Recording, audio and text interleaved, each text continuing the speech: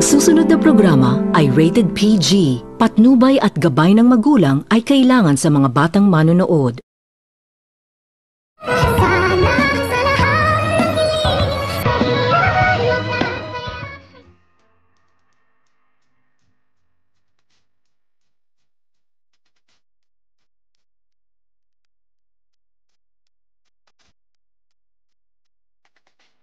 Naging panatag ang loob ni Justin pagkatapos nitong magtagumpay at makakuha ito ng DNA sample kay Zoe at dito agad nitong ipa-DNA ni Justin itong dalawang magkapatid na itong si Annalyn at itong si Zoe, ngunit ikinabulagta nito ni Justin ang katotohanan na kanyang nalalaman na itong si Annalyn lamang ang kamats ni Justin at itong si Zoe ay negative ang kanyang resulta, kung kaya't agad naman din itong nagsalita itong si Justin na tama umano ang kanyang hinala at hindi nga umano ito isang tanyag itong si Zoe. Sa kadahilanan na pagkatapos nitong makuha ni Justin ang resulta ay agad naman din itong daladala ni Justin ang resulta ng DNA test nila ni Zoe na negative at dito agad naman din itong hinanap ni Justin itong si Zoe at nang makaharap na nito ni Justin ay hindi ito nagdadalawang isip itong si Justin na tanungin itong si Zoe kung totoo nga ba umano itong tanyag at dito agad naman din itong sinagot ni Zoe itong si Justin kung bakit lagi umano nitong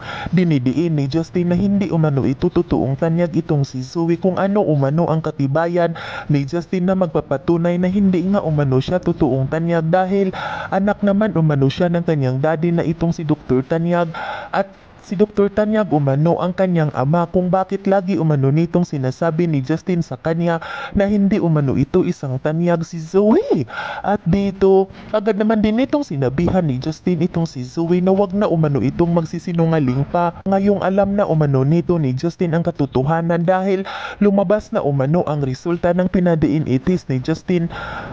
Kung kaya't gulat na gulat naman din itong si Zoe sa kanyang naririnig galing sa bibig ni Justin at agad nitong sinabihan Zoe itong si Justin na gumagawa lamang umano ito ng kwento upang ikasira umano nito ni Zoe sa kanilang pamilya. At dito agad naman din itong sinabihan ni Justin itong si Zoe na hindi umano siya gumagawa ng kwento dahil totoo umano ang nalalaman nito ni Justin na katotohanan at hawak-hawak na umano nito ni Justin ang ebidensya na magpapatunay na hindi umano ito totoong tanyag itong si Zoe at agad na nitong kinuha ni Justin ang DNA result at agad nitong ipinakita ni Justin kay Zoe, ngunit agad naman din nitong kinuha ni Zoe ang inabot ni Justin sa kanya at agad nitong pinunit ni Zoe ang DNA result at agad naman din nitong tawanan ni Justin itong si Zoe at sinabihan ito ni Justin na kahit sunugin pa umano ni Zoe ang DNA result ay hindi umano mawawala dahil marami umanong kopya itong si Justin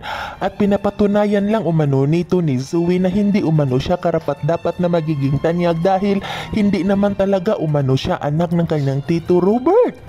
At hindi umano isang tanyag itong si Zoe. Yan ay ating aabangan sa susunod pa na pangyayari sa kaganapang ito ng abot kamay na pangarap. Huwag mong kalimutang isubscribe at i-hit ang notification bell ng aking channel.